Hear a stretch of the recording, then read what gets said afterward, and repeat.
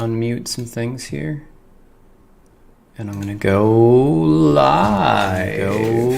All right. Hello, everybody. Welcome to Heart to Heart. Hello, everybody. And today I have John DeRiggi with us, who's our lead character artist at Heart Machine. Hi, John. Who's our lead character artist at Heart Machine. You've got a spooky skeleton in the background there with you. Is that your friend?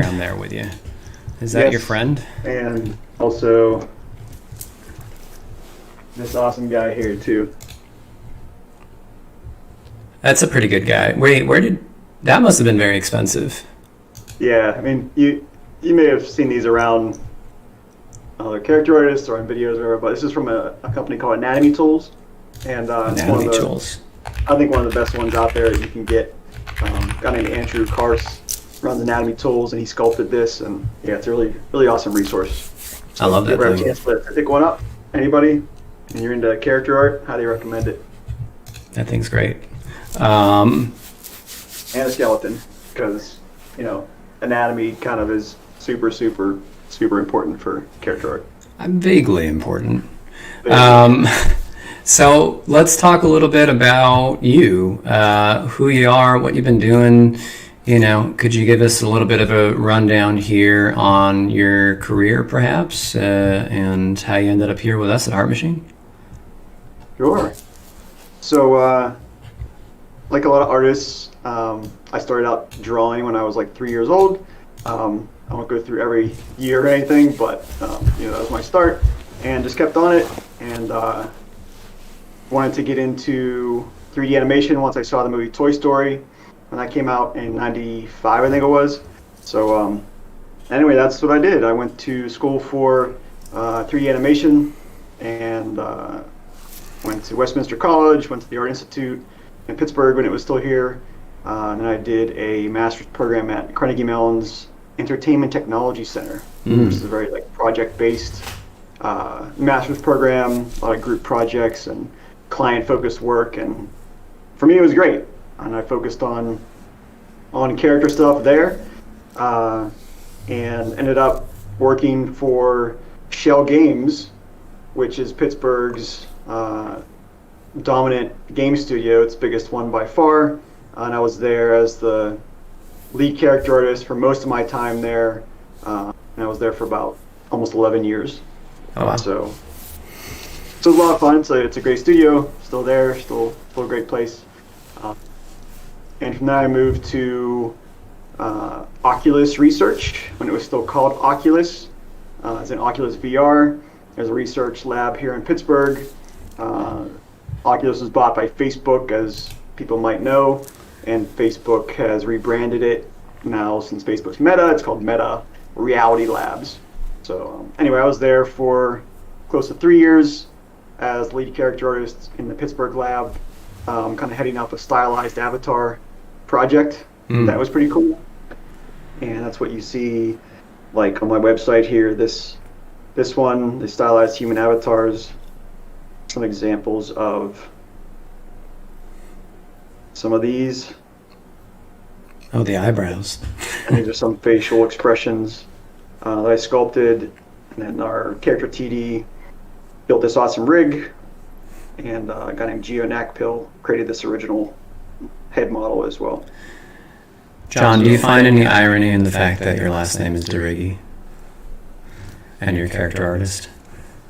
Well, when I used to be a character TD, I would get the joke a lot since I would create rigs, and my last name was DeRiggi, and my nickname also that some folks call me in my life is Riggs. So Riggs. Yeah. That's a good nickname.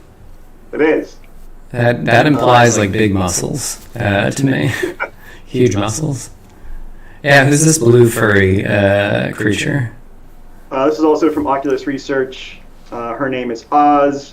She's a little cute alien, and she was one of the stylized avatars that we worked on to try and see how far we could push kind of like presence in VR with a stylized creature that's kind of like Pixar type quality level. So she was a lot of fun to work on. So that was Oculus.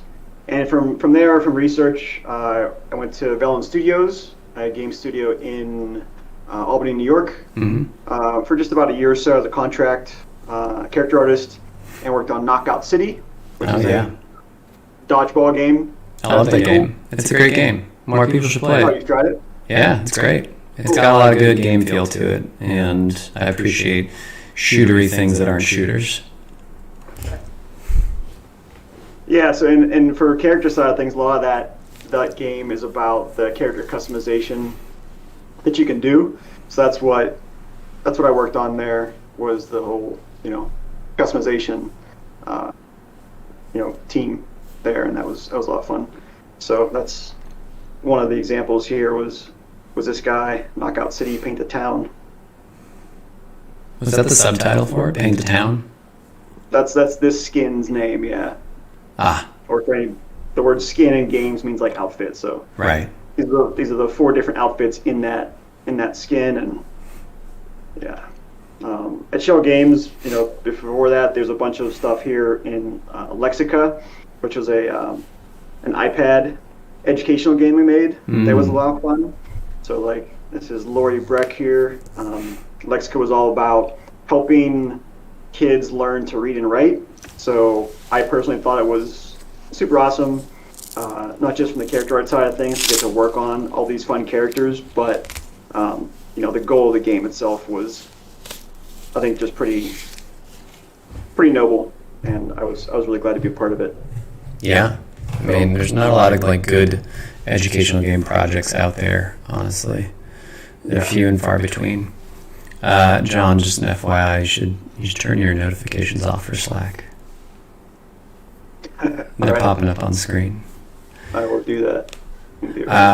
So Lexica, and then what was some other stuff that stood out in your career, and kind of, I guess, how did you end up here with us at Heart Machine? Well, when I was applying to, I guess how I ended up here was Velen, since I was contract, we were ahead of schedule actually on the customization stuff on Knockout City, so they just didn't need more contract work from me. So so I stopped working there, and that's when I was looking around and found Heart Machine, obviously. And after learning about the style that you were looking for Hyperlight Breaker, this character here, the Wretch, the melee Wretch, was one of the first ones you showed me. And for me personally, this kind of ties into my inspirations as a kid, and reasons for getting into art as well. The Wretch and the other designs you showed me really spoke to a lot of things that inspired me as a kid. So things like Ninja Turtles and Masters of the Universe. And, Dark Crystal and other properties from that era.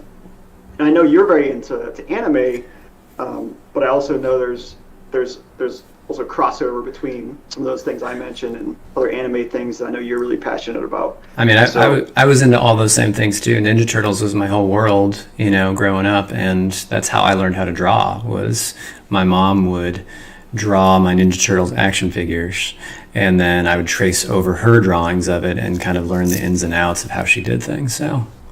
Oh, cool.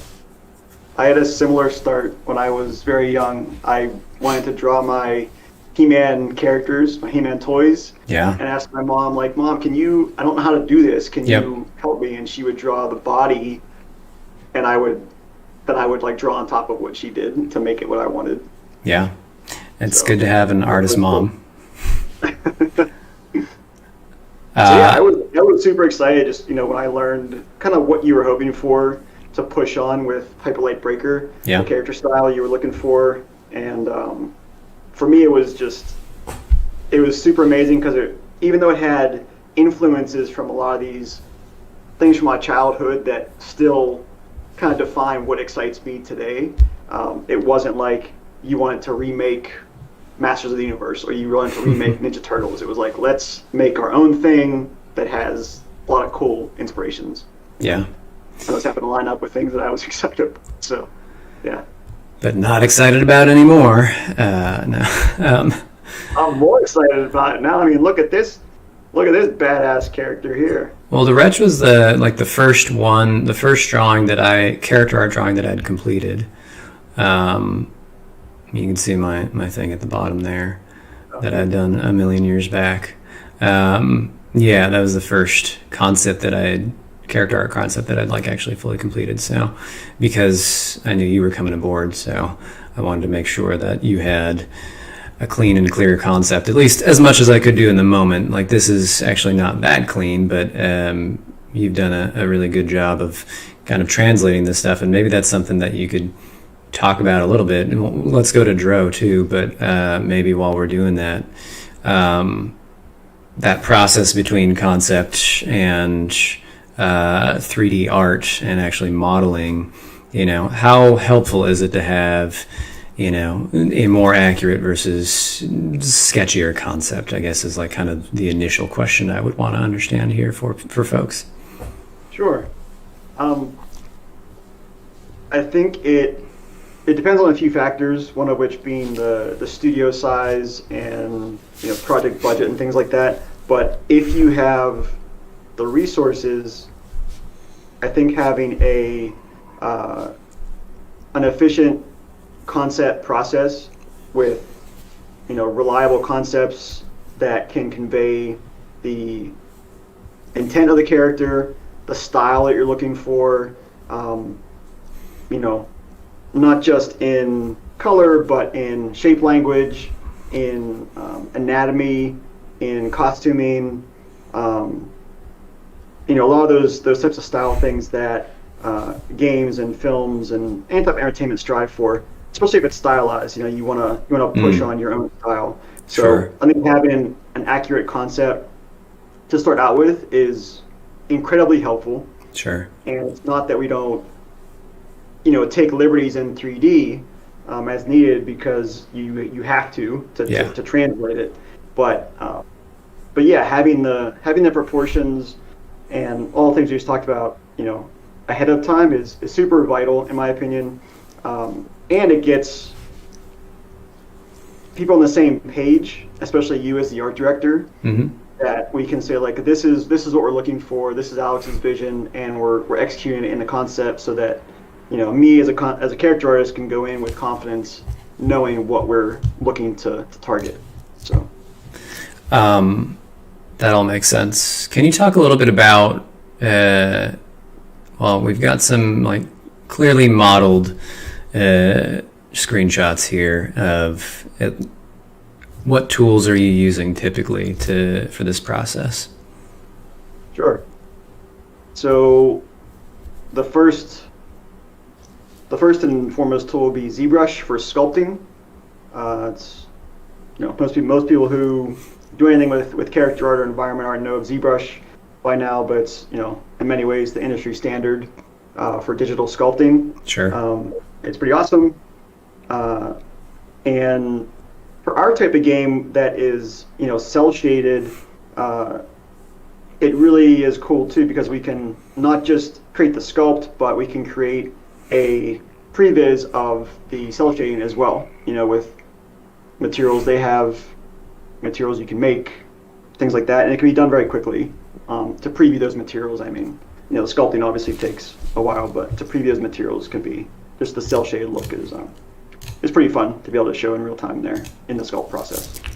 So yeah, ZBrush, and then to get to the game mesh stage, we take the high-res sculpt and do what's called retopology, and you basically draw your game model over top of the sculpture, and that's more of a technical process. It's placing polygons and verts and edges and making sure that those things flow in a way that is going to deform properly when the character is rigged and then is animating and bending. And those are super, super important things to understand and know how to execute on for simple characters and complex characters. Right. So, there's something there about the way the characters pose during modeling too. There's like A poses and there's Y poses and T poses, And there's elements there where, depending on how you pose, you get more detail in like the shoulders or the underarms or whatever else. And it's all pretty dependent on the needs of the character and what the character model is going to do in game, right? Yep. So like for Dro, for example, you know, she's a pretty big character as a wolf, but when she fights, she can be pretty hunched over and lunging and swinging and stuff. Yep. And so I need to take that into account when I was getting all the geometry into like her neck and back, so that there was enough there to, you know, to deform the way it needed to.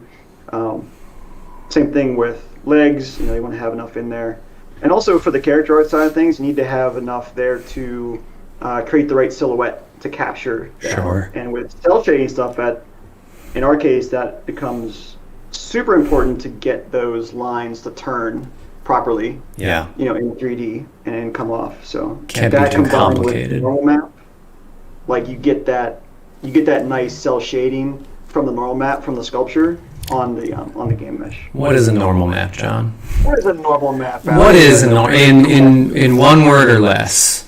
No. You know, what's the brief? I have a few questions for you here on Dro that I think are important. But yeah, what is a normal map? This is a normal map. Right? There you go. The end. Explanation got.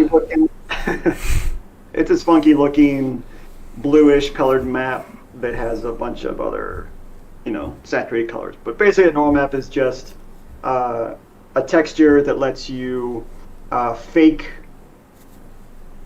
surface detail in surface form. Well, it's like it's a way for like lighting to respond to certain things. Yep. Lighting bouncing off of implied normals in a texture. Right. Without putting the polys there and, you know, saving some budget, you can fake that in a texture. What is a normal? You have a normal map, but what exactly is a normal?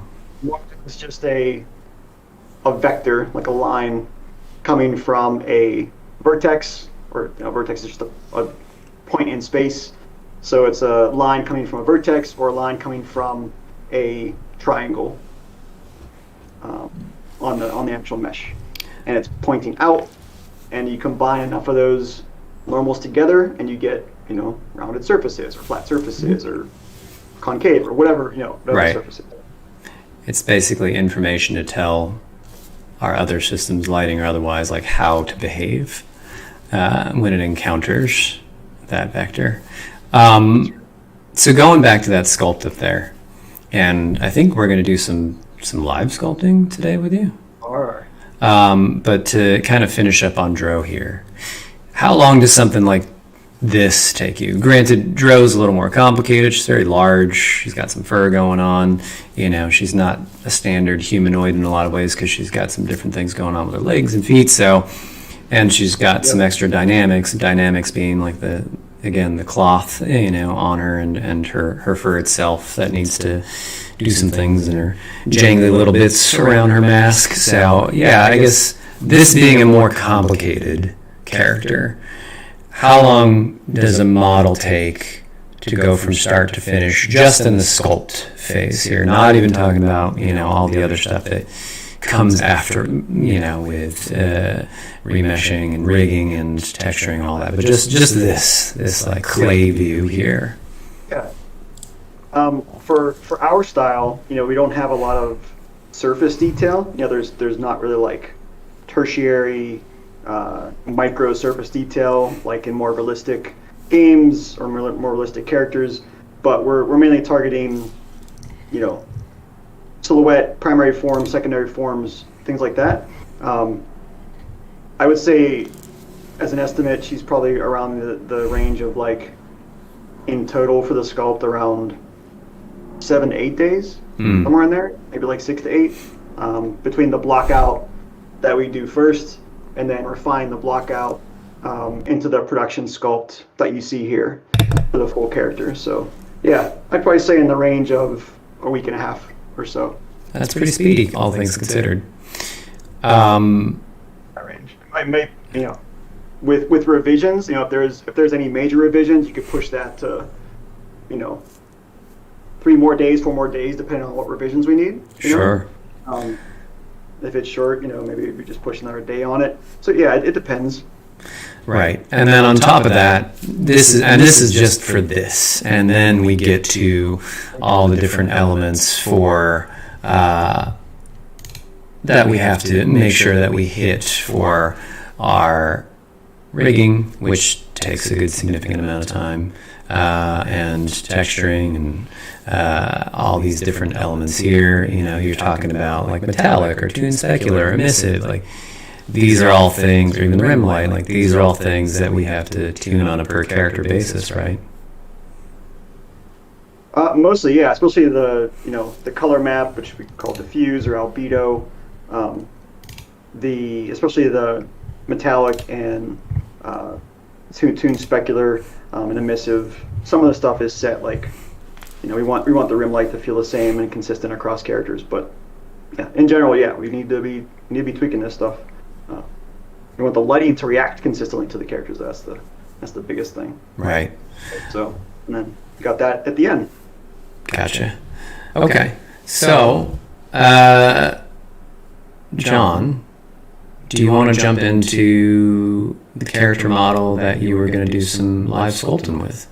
Yeah, let's do it. So, for anybody following the development of Hyperlight Breaker, you may know that we have a species of player character called Blue right now, and it's just our internal name. Right. I think that was posted on like the community stuff too. Yeah, we have it out there in public too. Yeah. So, and our goal with our player characters is to have two body types. So this is our second body type for the blue player character species, and I'll load in here concept for that. So here's our concept by our character concept artist Isaac Ramos, who's awesome. And both the type A body and type B both have some similarities in the legs as far as the costuming goes, in the upper body with the jacket, things like that. But we do have differences in some of the costuming as well, with the kind of off to the shoulder cloak on this one, more arm straps and other bits. So this is what I'm working on right now, and you can see that I'm in a stage where most of the costume is in the blockout stage, and blockout for our purposes, especially in a cell shaded world, we want to get all the main like anatomy, proportions, silhouette, appeal, posture, balance, and weight, defined and matching the concept as close as we can, even at the blockout stage, that like, quote, rougher stage. And I've been trying to do it with as clean a topology as possible. So if you look at the jacket here, it's pretty predictable, edges, so that our rigging folks can rig the block out and get it into engine quickly without having to worry about super dense meshes. So sometimes it takes a little bit more effort up front to do that, to keep it cleaner, but I think in the long run it pays off. So yeah, we're working on the cloak here and trying to sculpt drapery, folds, wrinkles, to bring it in line more with Isaac's concept that you can see here. So clothing and drapery sculpting can be really fun, I find. It can also be very, very challenging. And I think you have to understand the kind of the whys of what fabric is doing in order to be able to sculpt it. Even if you're not sculpting something that's photorealistic, even if it's stylized, making it believable, I think is still, super important, and you can see that in stylized stuff everywhere, movies and games. It's the cloth is my favorite thing. Dynamics overall is my favorite thing to make everybody's life more difficult. If you have different dynamics, and dynamics includes hair, fur, even like taily things or other little dangly bits, belts, etc., and especially flowy capes and things like that, that adds a lot to the characters, and that's kind of my jam for characters, especially in the world of Hyperlight, where they all wear some form of like cloaks or other elements like that, or a lot of them do at least, and so that is just a lot harder overall. Because then you have to consider clipping, you have to consider how arms are going to move, with that, and if it's going to look good for all the different actions you have to do. We got a tail here, and that's been an ongoing fun thing to talk about over the past many months, as we're like, but can we do a tail? And it's like, you can if you don't put any cloth there. True. So what are you doing here? So in this, block out mesh, I am, in order to keep some of the big shapes that I've already made and pushed on a little bit here to match our concept, I am just doing what's called creasing some of the edges, and that just means that I'm marking them with like a line, so that whenever I subdivide it, which just means like to keep splitting it into more and more polygons, they don't know that I want to keep that edge intact where I have it, and I'll uncrease it in a little bit, but just initially I want to crease it so it stays there, and then I can get sculpting on more forms. But that was some of the reasons for that. Can you tell us a bit about why we work in quads versus triangles? At least on the sculpting side, ZBrush specifically will only, when you subdivide, it will automatically subdivide into quads. If you use something like Dynamesh, it'll do quads and tries because it doesn't care. It's just doesn't care. It's a rebel. It's just a rebel. Yeah. It's just it's a mesh to caution to the wind. Whatever you're doing. Yeah. But if you're subdividing, subdivision algorithms in most programs will try to divide in quads. Because it's even numbers a little easier to do than when you start to get into. Right. So, I want to crease the border of this too to maintain the overall size. Like that one too. Yeah. All right.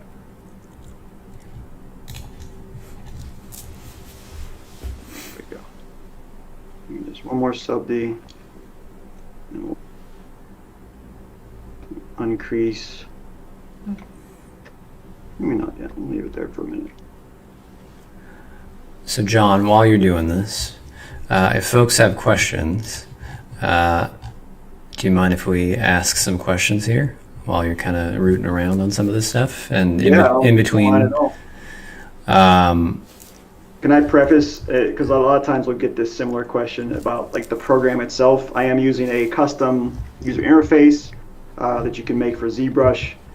So if there are questions that come up about that, I just want to preface that because that's often what comes up, to begin with when people see it. Gotcha. But yeah, please fire away. Sorry, I'm having a little echo here. I'm not sure I'm going to be able to fix my echo right now. Let me see if I can do something about it. 1 second.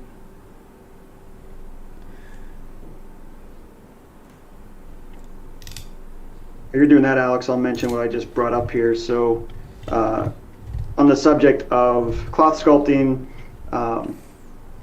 this goes for anything you're sculpting. I think it's helpful to have reference, like real life reference.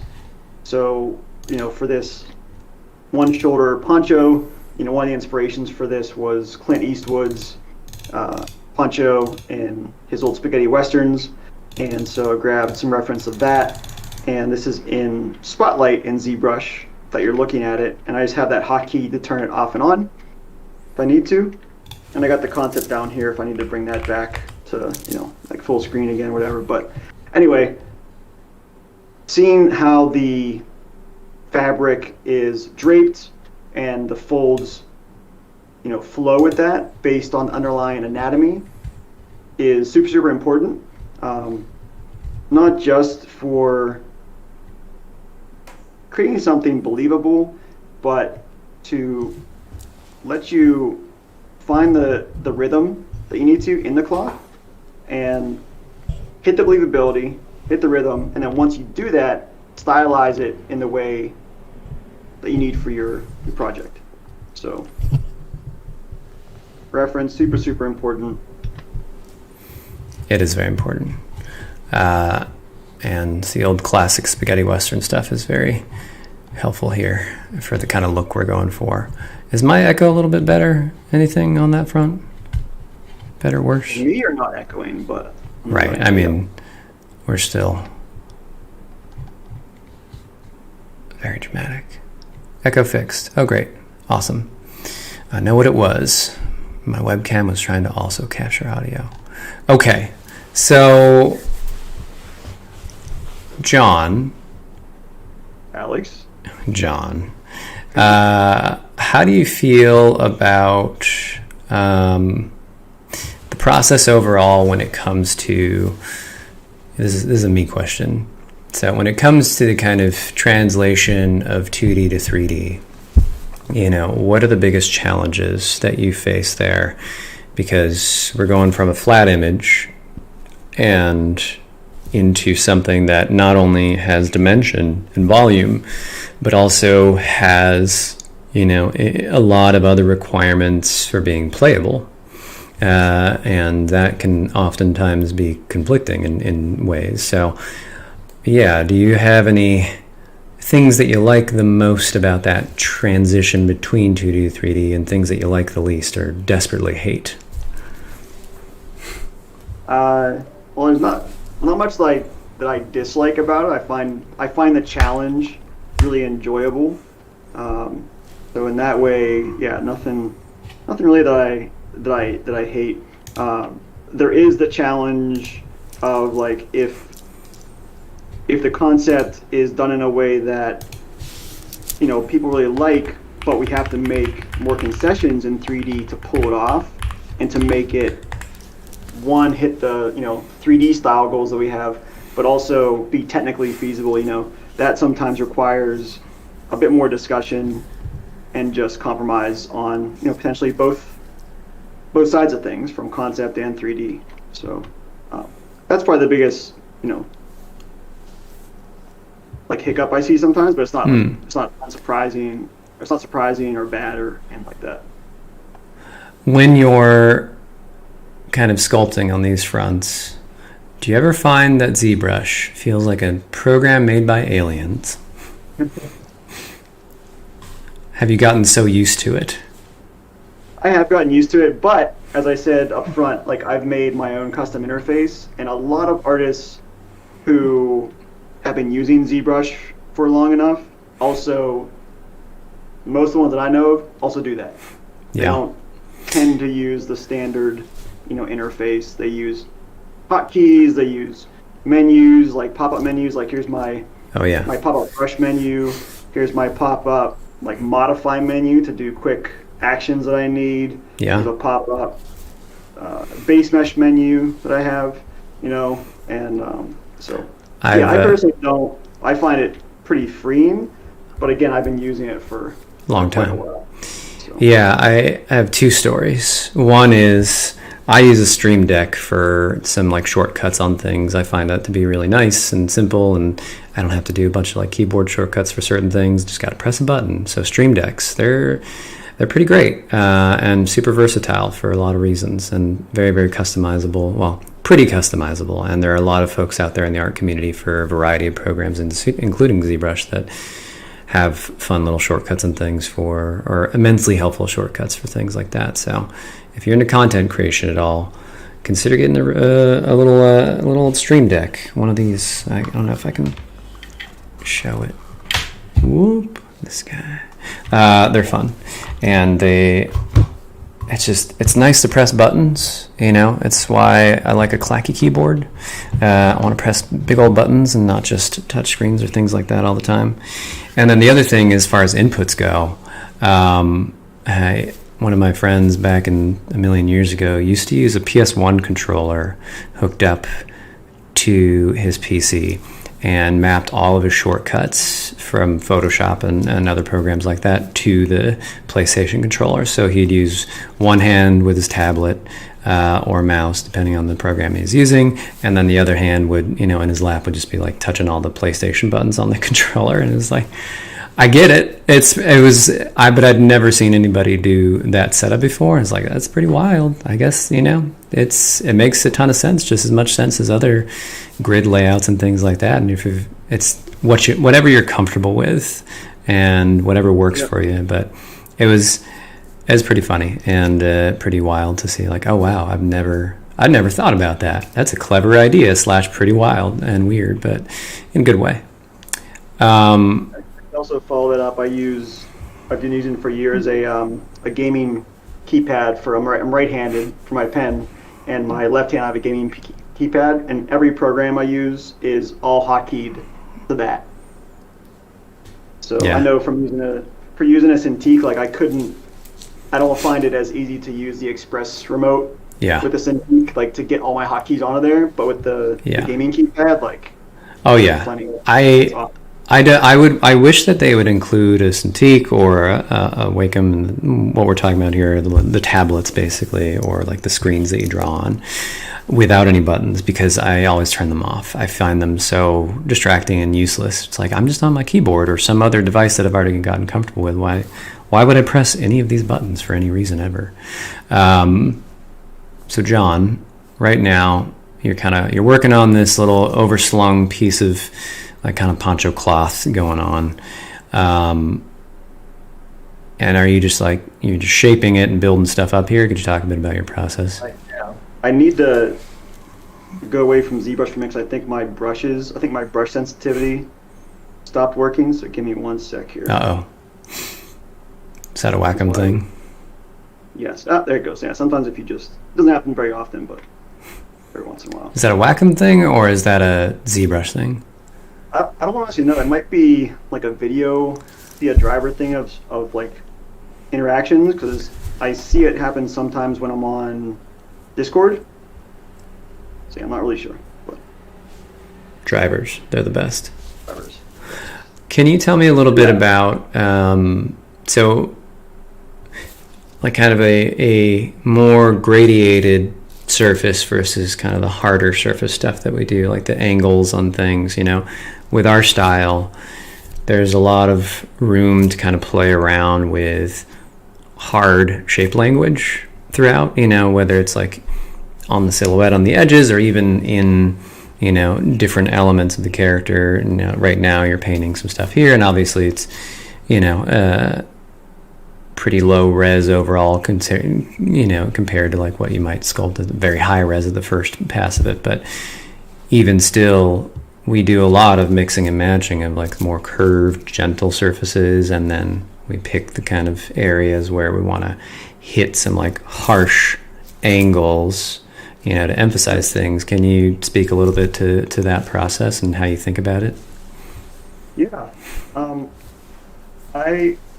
I tend to think about it throughout the process of going from like a low res block out to the high res sculpt. Like, even though I could subdivide this super high right now and just go to town, you kind of lose out on all the benefits of working more simply. And when it comes to the type of shapes you just talked about, you want a lot of control on going from a very precise, like slightly curved straight to like a much more noticeable curve, whether it's an anatomy or a cloth or whatever it is. And you want that control for silhouette, you want it for shape language, for a lot of reasons. So if you jump right to that highest res, you can do it. You can certainly do it. Like, I've done it before too, but it's definitely really nice to have access to the low and the high, to push on those shapes with a lower number of verts to worry about, and kind of build up your form, as you go. That makes a lot of sense. Yeah. Did that answer your question? Yeah, answers my question. I do have a question here from Robin DeBank. I'm sorry if I'm mispronouncing. What's the target poly count for a character like this? And I think more specifically, like in engine, what are we going for a player character? Yeah, if we're talking about like in the game mesh itself, we are targeting around around 25,000 triangles is our main goal. Are we? That's not ZBrush, obviously. Just I know right. That. So ZBrush does a lot of quad stuff, or mixing and matching that. Is it then converted into just pure tries? On the ZBrush side? Well, you said triangle. We're aiming for this many triangles, right? Right. Yeah. I mean, yeah. On the game mesh side, yeah. So once you make that game mesh, like you do the retopology over top of your sculpture to make the game mesh. Once you're actually thinking about the number of, you can say polys, but really it comes down to triangles. Like all geometry is processed at the end into triangles and ultimately vertices. Yeah. So you always got to look at it at that. So if someone's like looking at their character count, they're saying, "Oh, I got, I'm like, good, I got enough, I'm like below the budget." Don't look at just the faces or the polys. Look at the triangles. Yeah. Because that's going to be at least double what you think you might have. Well, inverts are an important factor of it too. Inverts, by the way, and this is, correct me if I'm wrong here, John, I don't want to misspeak, but inverts are just the points on the triangles. Every point where, and they're called verts because, vertices, and it's just where the lines meet, essentially. Just some good old high school geometry. But hey, lots of people forget their high school geometry because they don't use it day to day unless they do stuff like this. So good to... As Jason Keeney pointed out recently too, you even get the calculation of, like, at the very end of the rendering pipeline in Engine, you get like, every vert, if it's meeting another, if it's meeting like 3 edges, you get like 3 verts right there. Yeah. It clusters up and it can become a problem.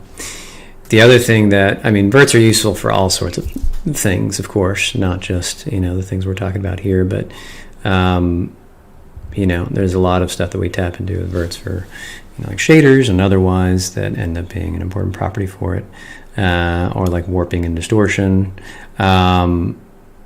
So, John, when you're working on this stuff, so you're like painting some fine details here.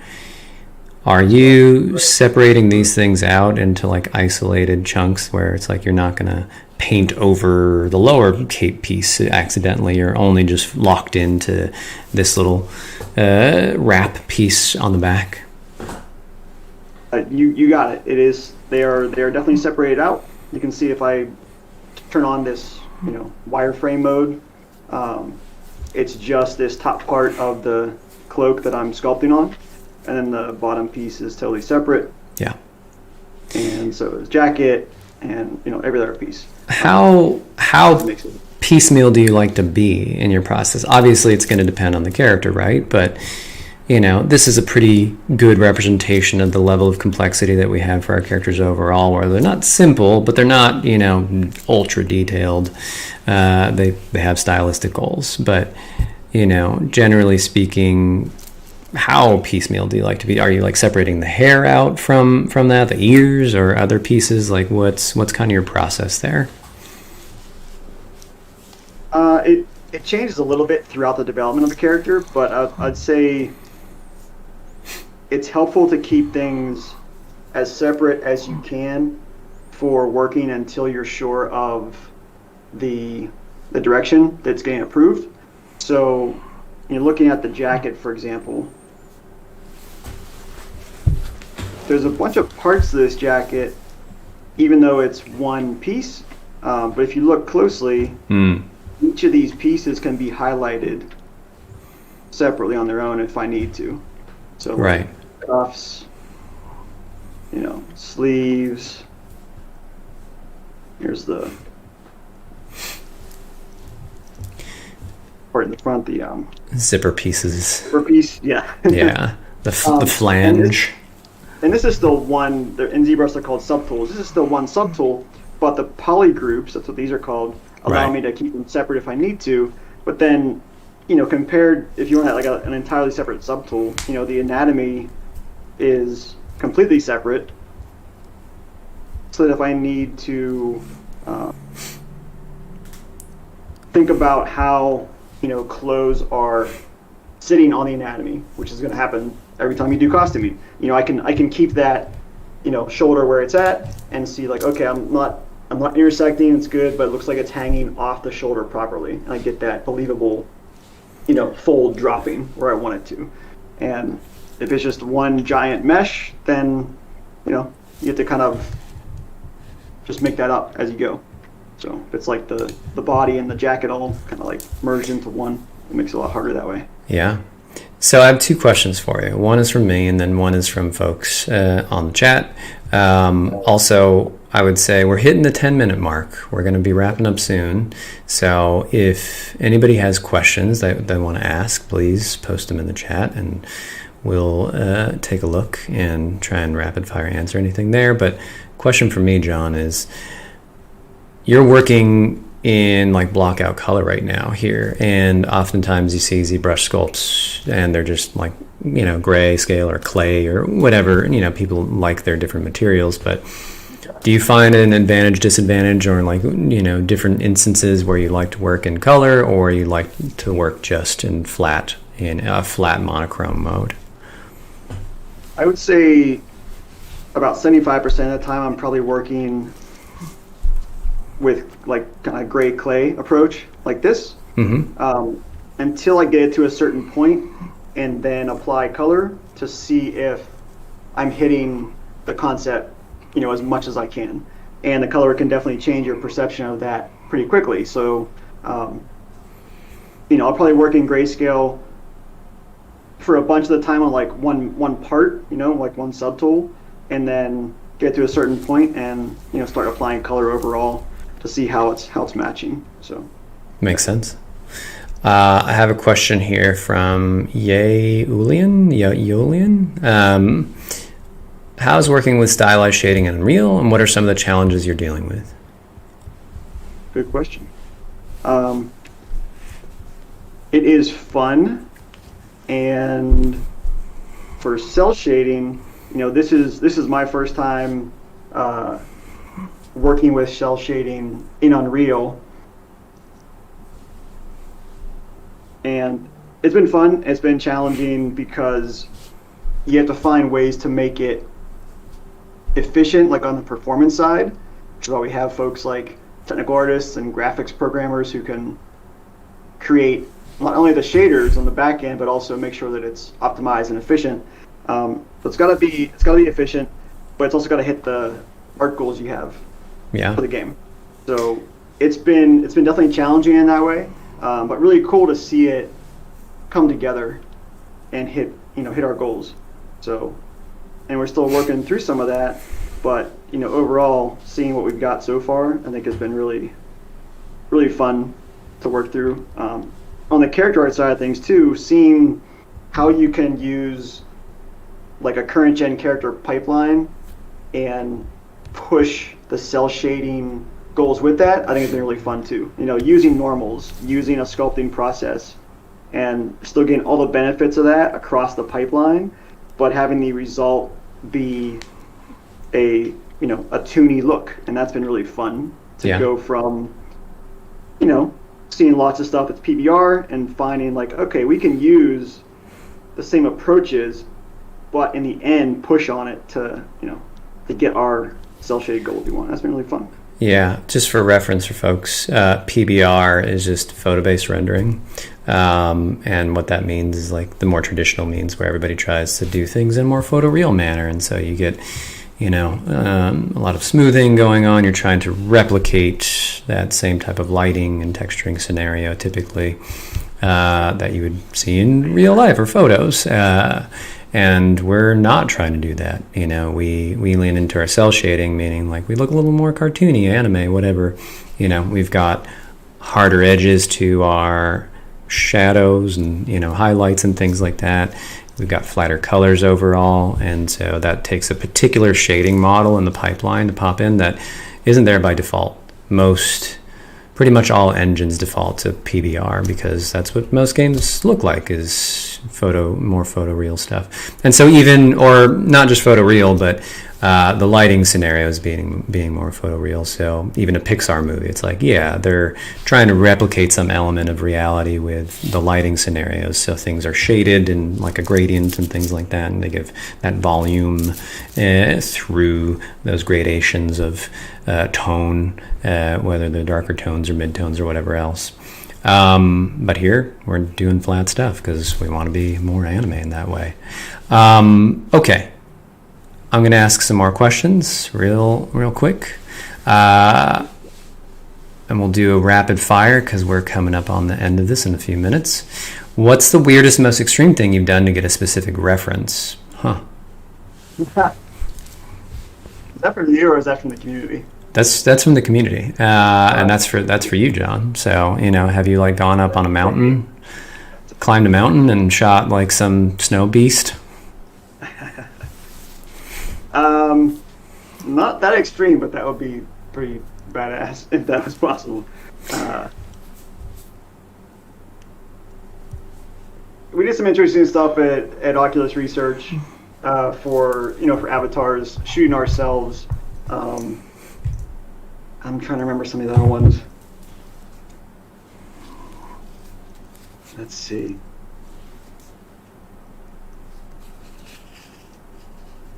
I think if you want to photograph yourself as reference, finding ways to do that and get it in a neutral enough angle to use properly for character art can be a challenge sometimes.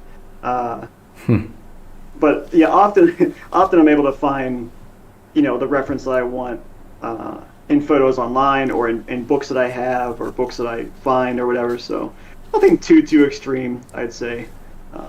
But definitely making some seriously goofy faces for avatar development years ago was pretty entertaining.